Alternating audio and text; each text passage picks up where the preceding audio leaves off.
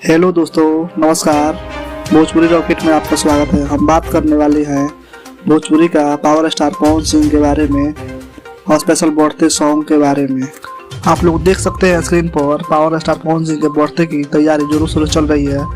Poster में बहुत ही तेजी से जोरों शोरों तैयारी हो रही है।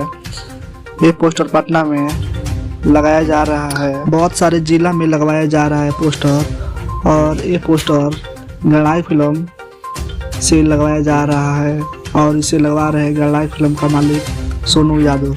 आप लोगों को पता होगा ही कल पवन सिंह का स्पेशल सॉन्ग बर्थडे का पाँचे के नाचे आ जाइए पहला टीजर फोटो आया था कल, और उसे गाए हैं भोजपुरी के पावर स्टार पवन सिंह, शिल्पी राज। उसे लिखे हैं आशुतोष तिवारी, म्यूजिक में सजाए हैं प्रियांशु सिंह, वीडियो में नजर आएंगे डिम्पल सिंह, पवन सिंह। ये गाना स्पेशल पवन सिंह का बर्थडे का बहुत ही लाजवाब सॉन्ग है। अगर मेरे चैनल को आप लोग सब्सक्राइब लाइक नहीं किए तो कर लीजिए प्लीज। धन्यवाद।